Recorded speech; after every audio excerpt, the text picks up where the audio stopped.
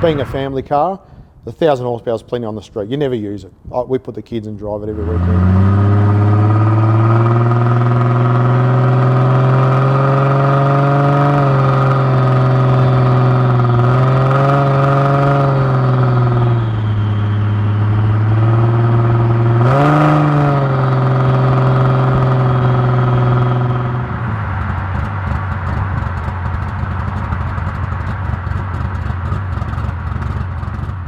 I'm Nick and this is my 1969 VF Safari.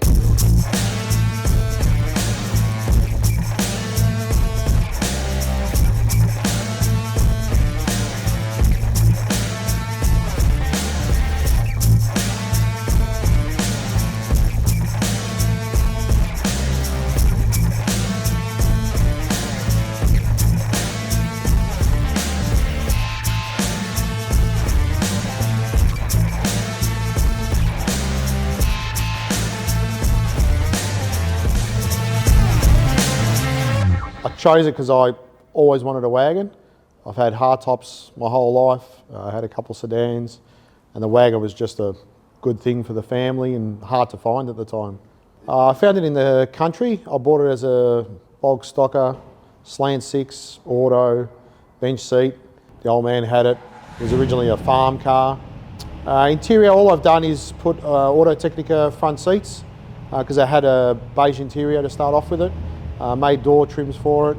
I just wanted a clean car. It's not a show car, it's just a clean street car. I always had it in my mind I wanted to do a Barra and a Valiant just to upset the purists. So I used tough mount engine mounts. I had to modify the factory transmission plate just to take the power glide. Put a reed case power glide in it.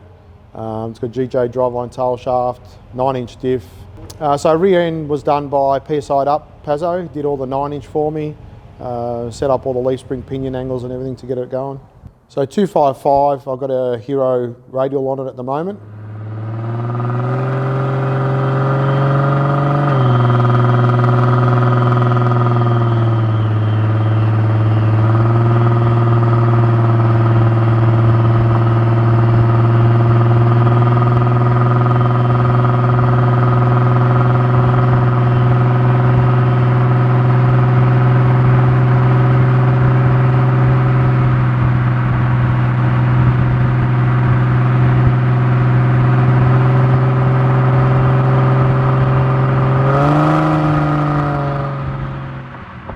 So motors out of a 2014 FG, then I stripped it, built it, got Mick and MS to do all the machine work for me.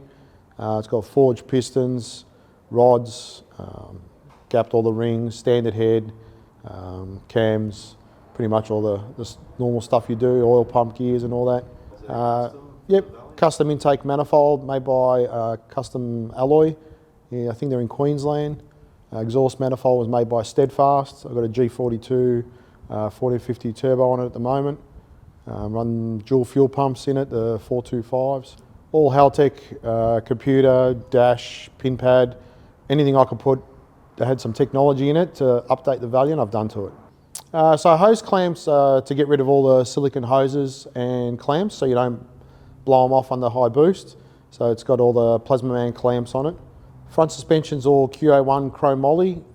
It's got custom Pettis adjustable shocks, one of a kind, which I built myself owning a pedestal.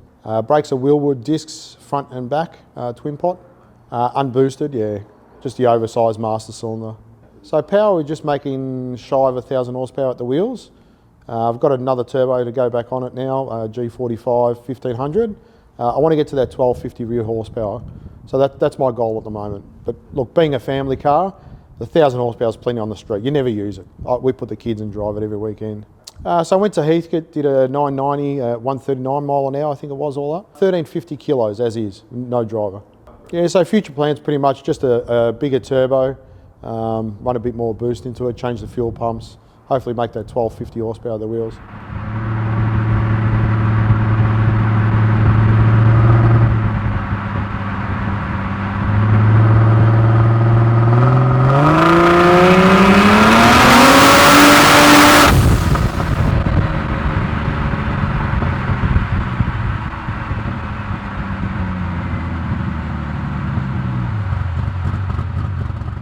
Look, building a Valiant in general is pretty hard. Building a Safari is even worse. Can't get parts pretty much for a Safari unless you're finding second-hand or swap meets. Rust repair panels you can still find, but body-wise I haven't touched the car. It's as is how I bought it off the old bloke.